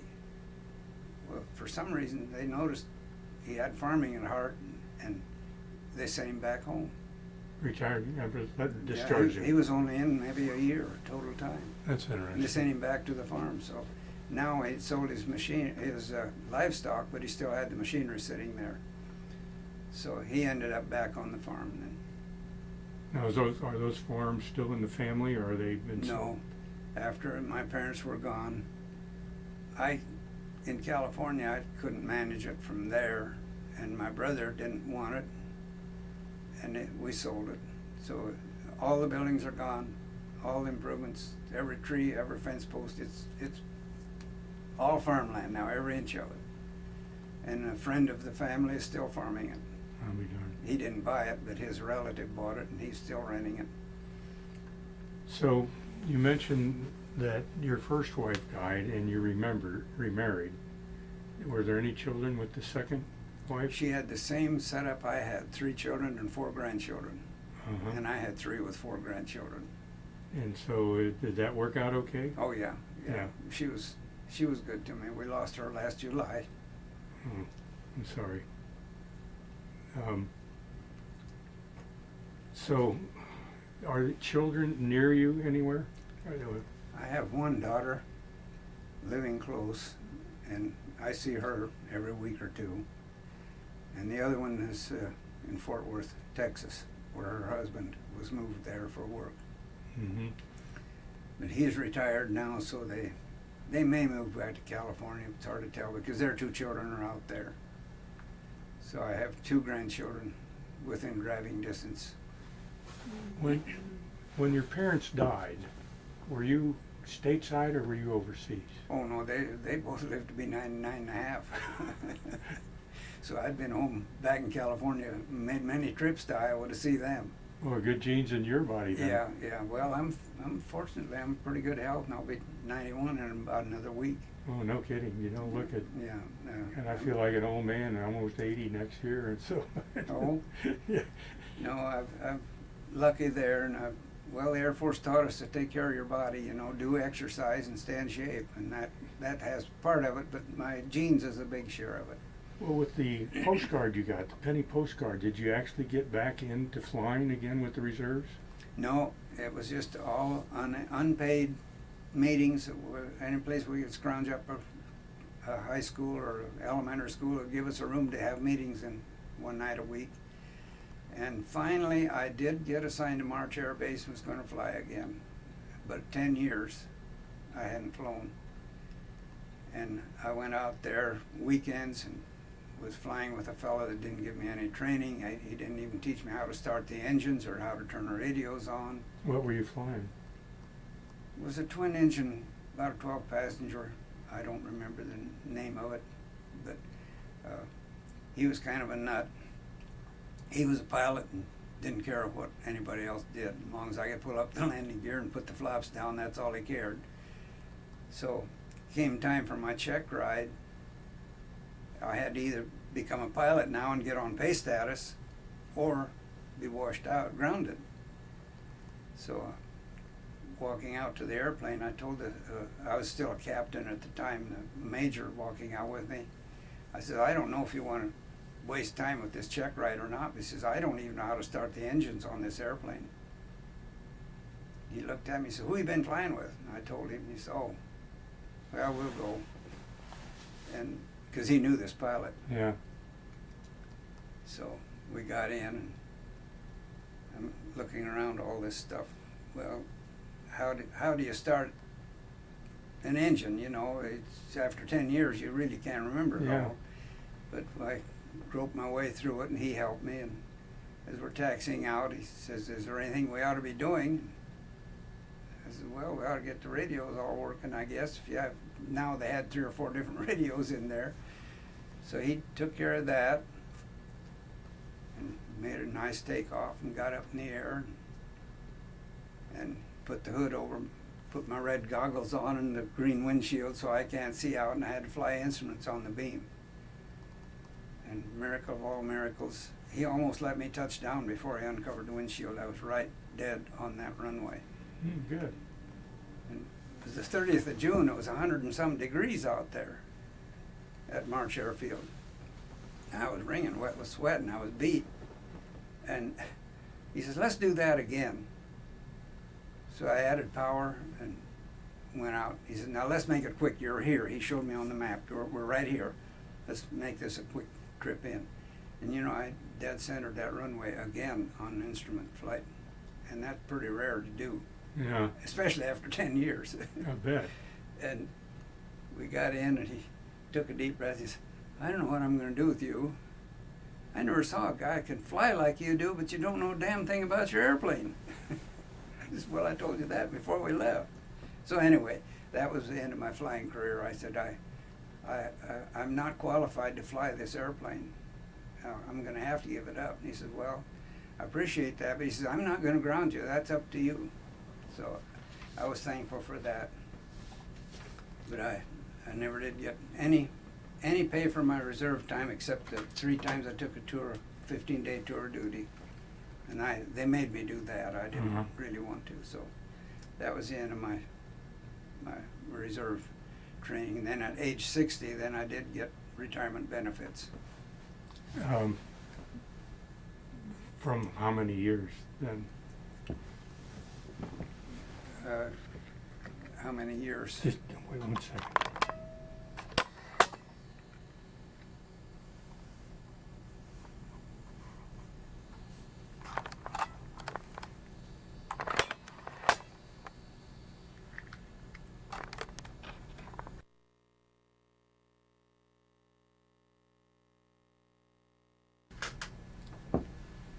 So to qualify for some kind of a pension, what did you have to have accomplished?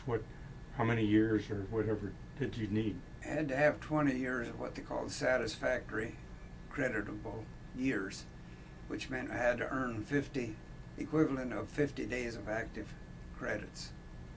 A year? Per year. And you could do it through correspondence classes or go to these meetings, unpaid meetings. I see. And I did most of mine by going to meetings. Since I was self-employed, I could manage to get home early enough on Thursday nights to change clothes and put on my uniform and go to have a meeting wherever we happen to have one. Now, if your final job or one of your jobs was to put in the sprinkling system for a golf course, you had a pretty big operation to do something like that. So how big did your company get?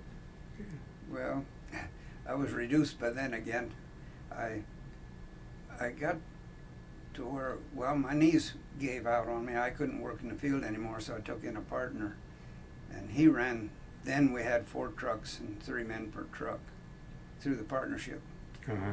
But he wasn't working, and he ended up stealing materials and doing jobs on the side till we went broke.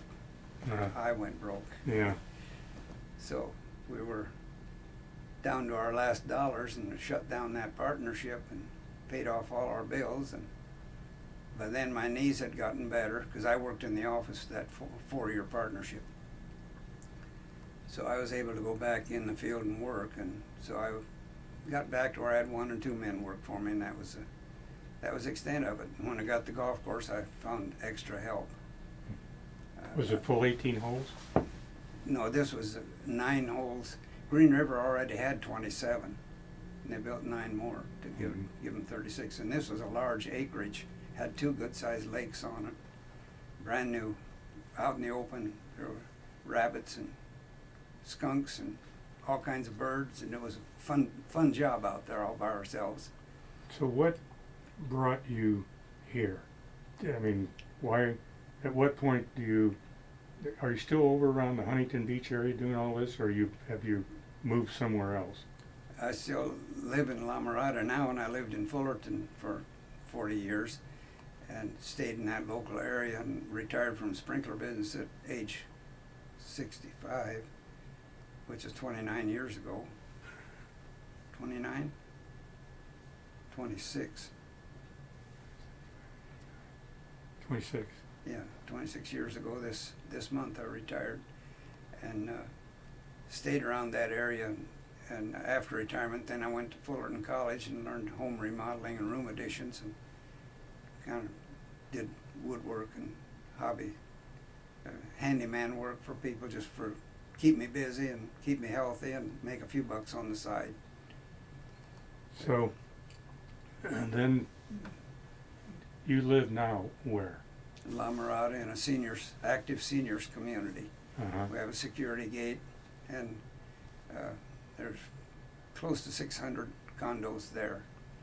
And I bought a 2-bedroom, 2-bath condo there with my new wife 9 years ago. And so we had a nice place to live there. It was secure, no outside maintenance anymore. Yeah. So I then was running up my daughter, who lives 7 miles away, and doing work around their home. They had a little over an acre, and I sprinkled all of that for them when they bought it. So I tried to keep the sprinkler system working and that sort of thing. So Yeah. I've managed to stay busy. Uh-huh. And this community you're living in, is it mostly older people like yourself? I mean, not as old as you, but Most of them are younger than I, and some still work. some still work. Some still have jobs, and a lot of them are big on volunteering. They do a lot of volunteer things. But I volunteer a little bit there in the clubhouse and things, but very little. Now, the half-brother, is he still alive? No, He's no, we lost him quite a few years ago because he was 90 when he passed away, and my brother's going to be 93 on Christmas Day. And where is he now? He's in Austin, Texas. and he kind of went through what I did. He lost his first wife after many, many years, and he remarried too, and now she's in a convalescent home. Well, going back on your flying experiences, is there anything that you remember back that was a special event? You mentioned the one about Iwo Jima, but something humorous or things that just stick in your mind over all the other things that you remember that might have happened? Yeah, one of the few pilots that I was signed with, I rode co-pilot with quite a bit on Saipan, was a P-47 fighter pilot. And I said, how come you're here? And he said, well, I wrecked a couple of P-47s. I said, what happened? And he said, well, the last one I ran over a Jeep. So I said, what was the Jeep doing on the runway? And he says, oh, hell, I went off the runway to get him. So that's when he got washed out of fighter planes and put in the low, slow C-47. And he couldn't fly that C-47 worth a hoot, but anyway, he scared me many times. Landing in a crosswind, and he didn't straighten it out. He landed sideways on the runway. And the runways were bumpy, bomb craters and all that, still left in some of them. C-47 could take the punishment. What did you like the most about the C-47? Well, it was easy to handle. It was, and it would fly formation pretty well. Did you ever have to did you ever lose an engine? One time, after the plane has, what is it? I don't know how many thousands or hundreds of thousands of hours, they dismantle, totally disassemble everything, all prop parts. Anything can be taken apart, to take it apart and examine it. It's a major, major overhaul. They did that down on Guam, which is 180 miles from Saipan. And after the major overhaul on one inspection, they sent me down to fly it home. And I was ready to leave, and they said, well, by the way, we haven't test hopped it yet. Can you do that? Duh. Give me the list. I can test hop it. I can fly it. I guess I can test hop it. Yeah, you do that on the way back to Saipan, so fine. Of course, they tell you to feather an engine. Well, I never feathered an engine over water, but I'm up here 8,000 feet, and I have less than 100 miles to go. feathered the right engine, everything's fine. Feathered the left engine, restarted it, and it wouldn't pull. That prop was spinning, but it would not bite air. We couldn't control the pitch. So we shut it off 2 more times. Crew chief, radio operator, co-pilot, we're all in a huddle. What are we going to do here? You know, we somehow got to make it run. We're okay. We're an empty airplane. Saipan was within sight. We could not make that engine pull. So we feathered it and landed on one engine. And as we're approaching a runway, here's at a distance, looks like vehicles down there on the side of the runway. We didn't use a radio. I just yelled at the co-pilot, but she and I were good buddies by this time. And I said, "What's that on the runway? Something down there." And he said, "I don't know. I see it too." We got closer to fire engine and ambulances. And that was the first time I had sense enough to be scared. The left engine sitting out here dead, and that was kind of frightening to look out there when we're getting close to the ground. But anyway, we landed in good shape and turned off the runway. And then I thought, well, let's start it and see if it'll pull enough to taxi. And it did. So we were able to taxi it up to the revetment where we parked it. And one part had been put in the propeller control in a reverse direction. Luckily, it pulled on the original takeoff. It hadn't been feathered yet. But once that prop was feathered, then it would not come back to pull. Another humorous thing, this pilot that at first had to fly with it, P-47 that ran over a Jeep, co-pilot normally would sleep, and I'm riding co-pilot on the way outbound. And I was asleep, and what's he do, but he switches the fuel, both engines on the same tank. Then he went to sleep. It was on autopilot. The engines ran out of fuel. And again, you can't imagine how much thought goes through your head in 1 second. The engine just sputtered, and I'm awake.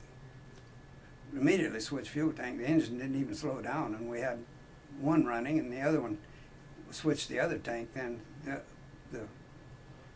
left engine was on the dry tank. But that was a dumb thing. That wouldn't be normal procedure, would it? To run both engines off of one tank? No, never. But Yeah. being a fighter pilot, hadn't been trained. It beat me why they ever made him a first pilot. But he was a fun guy. On the way to Iwo to drop supplies, we were traveling radio silence, and up above us here's these B-29s with P-51s flying along with them. And all of a sudden, we had the radio on, but we didn't use it. The voice comes on, "O'Donohoe, is that you?" And my pilot, the fighter pilot that's flying for me, his name is O'Donohoe. He's, "Ah, San Antonio, this is me." And he started to sway back and forth. "Where are you?" Up. He says, "This is me," and the P-51's up there doing barrel rolls. And this is all in radio silence. The two of them are flapping back and forth. But anyway, we were a long ways from Iwo yet, so it was safe. But I think that was probably the craziest things that ever happened. Were the facilities very good on Saipan for you? I mean, did you have halfway decent place to live? They built a wooden platform, 16 by 16, up off the ground, 2 steps high, and a framework, and then the tent fit over the so to speak rafters. So we were living actually under a tent on a wooden floor. Excuse me. But we had a mess hall. The only theater on the island they had built a screen with a platform for USO shows, and had seats out of bomb craters, bomb crates. They were like 18-inch square wooden crate, about 4 or 5 feet long.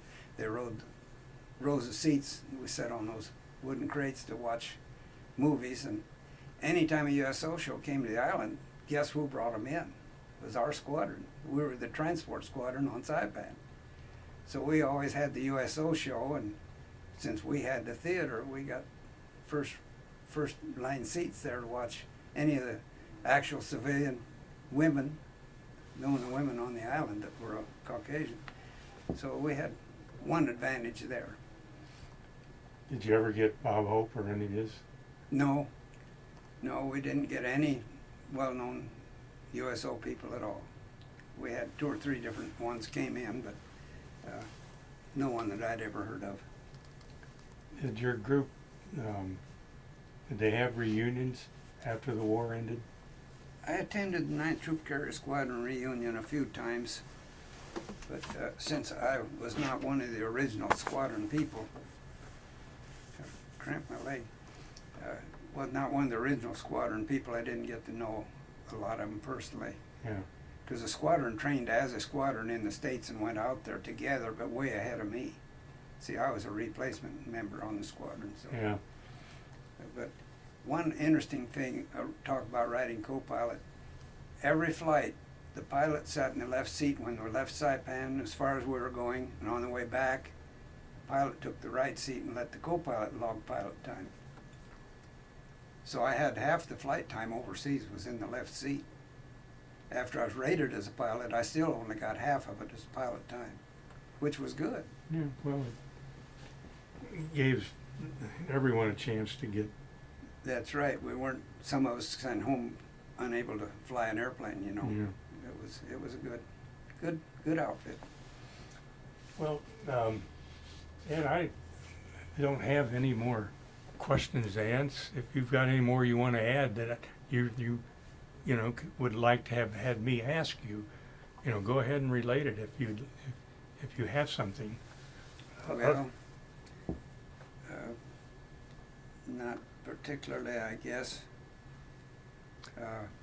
One of my first flights off of Saipan, we went down near the equator. Peleliu and Angar are about a mile apart, water between them, which is the Philippines. Peleliu, Battle of Peleliu was a bad battle in the war. My first flight down there, we had stand guard duty on our own airplane at night, and all I had was a 45, which I hated that weapon. So the crew of 5 took turns 2 at a time under standing and walking around under the C-47. But that only happened one night, my whole career out there. After that, they figured the island was secure enough. The gunfire, you could hear it off in the distance, but At Peleliu? Peleliu and Yeah. Angar both. But that's the only time I actually felt I might have to use this weapon, and I figured I'd rather throw it at the enemy than fire it because I didn't like that weapon at all. But that, and on the way to Peleliu and Angar, there's a little island called Ulithi, U-L-I-T-H-I. Piece of coral is covered with palm trees, thick as grass, and they just bulldozed the palm trees out and pushed a little coral off each end of the island, and we had a runway 2,800 feet long, water to water, and it was about 2 feet off the water. And that was crosswind, so always come in crosswind landing and get between the palm trees, you kick it straight and had to hit the first 100 feet. Only had 2,800 feet and we were in the drink. So that was an interesting place to make landings, but we landed there every time we probably had 4 landings a day from our squadron there. I was there ready for takeoff one day, and one of our other squadron members came in, and was a pilot landed, and he had his brakes on when he touched down and blew a tire. He was afraid he had to get on the brakes early, and he got on them too soon. They blew a tire, and he nosed in, just stopped short of the palm trees, just barely, didn't run into them. Of course, we had to sit there and wait till they could jack him up and put a new tire on. Yeah. So that was kind of an experience. We did lose one of our spray planes, flew into a power pole or a palm tree. We don't know which he hit. And he may have been shot small arms fire before he did this, but he hit that palm tree or whatever and crashed and killed everybody but one.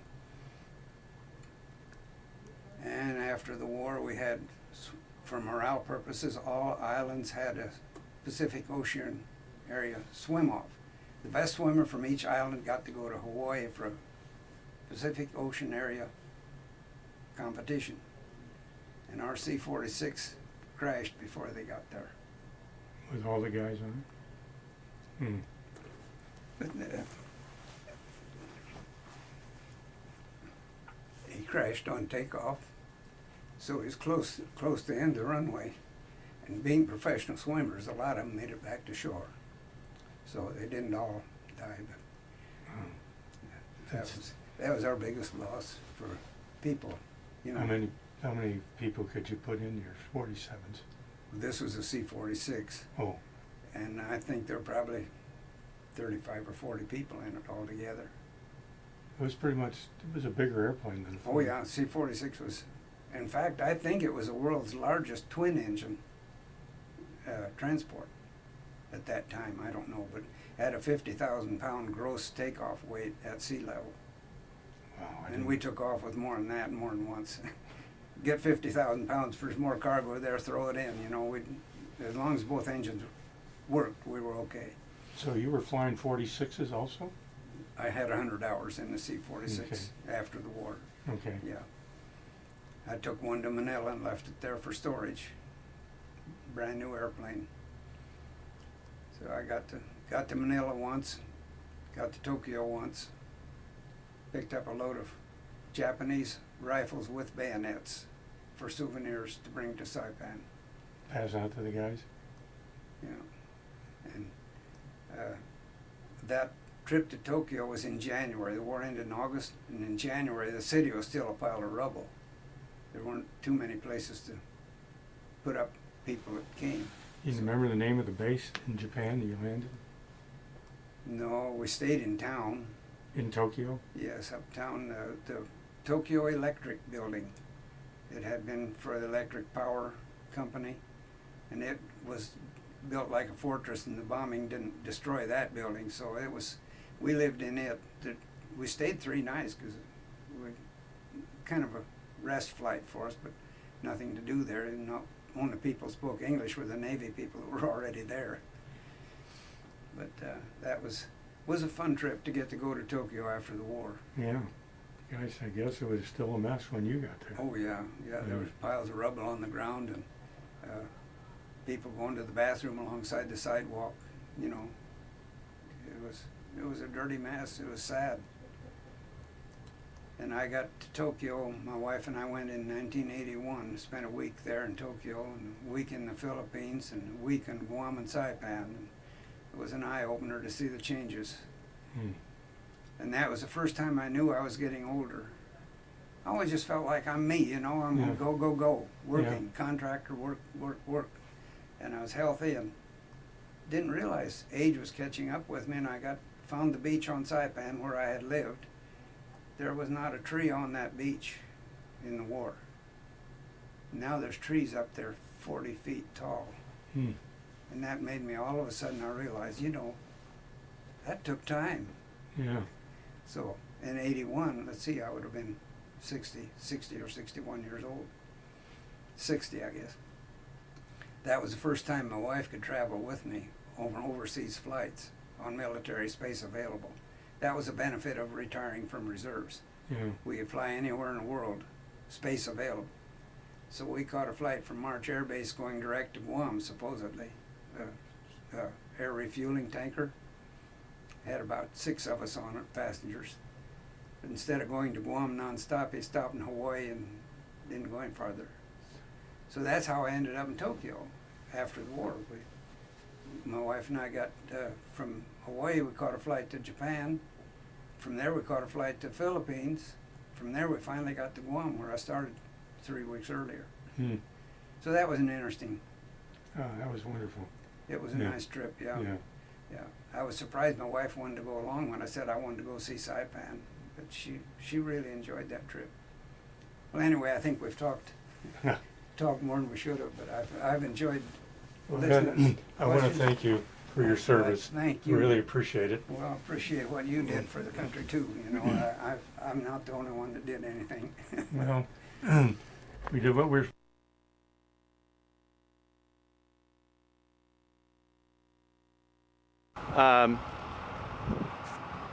Ed, why don't you tell Harry and me about this plane? We started in training in the C-47. It would have been in July of '44. And some of them still had the chrome handrails inside where they had been taken away from the commercial airlines because the Air Force needed them. And I had my training in Nebraska and Illinois. Okay, good. But tell me a little bit about the power plant and the engines and what it had and stuff. I think the engines were 1,250 horsepower. I don't really remember. Yeah. And the airspeed was about 160 traveling, cruising speed. Yeah. Range was around 700 miles. Yeah. They're normal to carry a payload and enough fuel. Fly quite well on one engine. After it was airborne, if you lost an engine on takeoff, it'll iffy there. Yeah. But once at flying speed, they would do quite well on one engine. And so you were the pilot? Yes. So you'd be up in that left seat up there? Left seat. Our squadron had us trade seats when I was overseas. The pilot rode co-pilot half of each trip. So the co-pilot got the log pilot time, which was a good arrangement. And what was the length of your flights usually? We had an awful lot of flights off of Saipan that were like 10 minutes over to Tinian and then an hour and 15 minutes to Guam. Yeah. And then it would be about a 3-hour flight to Ulithi plus another 3 hours down to Peleliu, which was near the equator. Yeah. And we'd remain overnight down there. Yeah. And we had 2 planes a day, went down to Peleliu and returned the next day. Well, I'm going to tell me a little bit about the inside of that. Well, we... Okay, well, yeah, go ahead.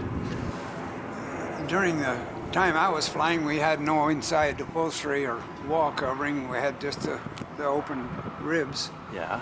And place to hang stretcher patients. I think we had 3 levels. One stretcher maybe at the level of that seat, maybe another one about the top of the windows, and another one, maybe we only had 2. I don't remember how level. 2 levels or 3 levels. Yeah. On both sides you could have the stretcher patients. And cargo, of course, they had tie downs all the way on the floor to tie down the load. Yeah. The loads always had to be balanced, of course, not too much on the tail or too much toward the front. And it had to be tied down well. We lost one because one C-47 had a bottle of acid and it dumped over on the back and spilled the acid on the floor and totally destroyed the airplane. It's amazing a pilot could see to get it back on the ground. Yeah. By the floor not being level, being uphill on takeoff with the tail wheel, the load wanted to shift toward the back, which was always a gamble that they had to have it tied down really good. Yeah. Yeah. And what's back in that tail section there? Or from there Well, on this back? might have a restroom in it. It's hard to tell, but I we see. didn't have such things. Yeah. And I think ours, the windows all had a little round plug in the middle of each plastic window that you could take out for ventilation. Not sure of that. Yeah. Of course, I suppose we had heating systems for winter flight. We didn't. I just don't remember using a heater in them. How was it to handle the plane? I thought it handled real well. It was heavy, but Yeah. you had a good feel of it because it didn't have booster power. See, later I flew a C-46 and that was all booster controlled. And if you shut the boosters off, it was a monster to handle. You twist, and you couldn't handle it very well. Where this, no booster control to it, and it was like a car. You had a feel of the road, so to speak. Yeah. Oh, good. Well, thank you for sharing that with us. Yeah. Don't kill yourself now. Let me open the door while you unhook it. Okay, there we go.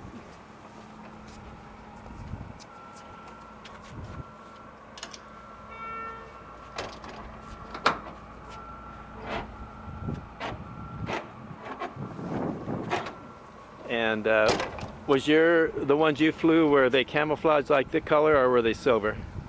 They were all dark. Dark like not this. this dark. It was faded.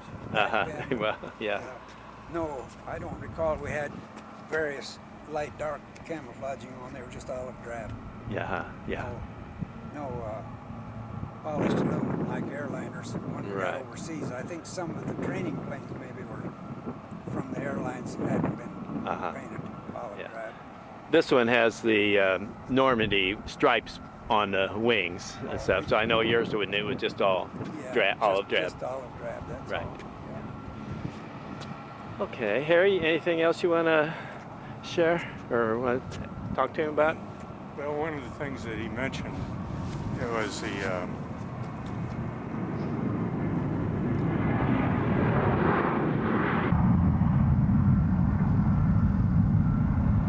flights they made from Saipan up to Iwo Jima, and they never landed. The stuff was in bundles, and they flew down over the runway and just pushed them out. This is while the action was still going on down on Iwo. Yeah. D+9 or whatever it was. Just yeah. Ugh. the island was like coffee grounds, and the Marines landing got their weapons dirty with that, and then they fired them and ruined the barrels. So we were dropping machine gun barrels and blood plasma. It was tight. They were dropping it. Yeah, really dropping it. We went in and tried to be about 50 feet off the runway and maybe 70 miles an hour, and they pushed it out the cargo door as fast as they could. And we took 3 passes over what had been a Japanese runway. It was our target. I assume the Japs were probably trying to shoot at you too when you were. Yeah, we had, mine didn't get hit, but we had small arms full of holes in it. Yeah. He also mentioned that they were over the top of a battleship when it fired all its 16-inch guns. Yeah, we weren't clued in that was going to happen. We would have been 150 feet above this battleship, and I don't know if they fire all 3 at once or not. They must have. Yeah. When that thing went off, the noise I thought was an explosion that we had been hit, and the seat slapped us in the butt. I mean, we went straight up about 50 feet just instantly. And the signal for the pilot to tell the crew in the back when to throw cargo out was a toggle switch above the windshield. So he turned on the red light with the switch, and when it was time to quit, he turned the light out. He hit the master battery switch instead. Neither of us knew it. After this weapon, Navy had fired this big guns right under us, I thought we were hit. And we had no oil pressure in the right engine. So I screamed at him, no oil pressure in the right engine, and I look out at the engine, didn't see any damage, the wingtip looked okay. I looked back in, and didn't have any oil pressure in the left engine. I screamed at him. So he looked, but then I realized he had shut the master battery switch off. A revolting development, yes. Yeah, and things like that, you just can't imagine how fast your mind can go through, look for a place to land. What are we going to do to try to make it run? And oh, gee. Yeah. Anyway, things happened real fast when that explosion was under us. Oh, I guess. Ed, anything else you'd like to share with us today you can think of? Oh, there'll be things on a wake up at 2 o'clock tomorrow morning, but right now I can't think of anything. Really. Well, I want to thank you for your service to our Thank you country for as well. And Harry, thanks for taking him under your wing. And Enjoy every one of them. absolutely. Your volunteer He's 91 years young. Your Oh my. volunteer time is something to be commended to. Well, both thank of you. It's, Thank you. It's wonderful that you will do it. Well. His mother and dad lived to 99 and a half. Both of them. He's just a spring chicken then, right?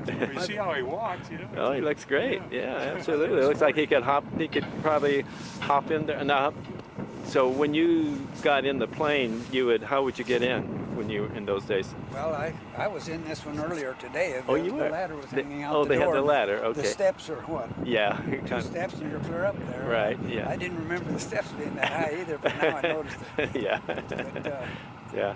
yeah, we got in there. I guess there's probably still a door up there you can get out. Yeah, I see one up there by landing that or 3. something. Yeah. Yeah. We never used those doors up there ever. I never saw one of them ever open. Yeah. Okay. Well, thanks again, Ed. Thank you. Okay. 4 more videos. Oh, in yeah, that good. envelope. Okay.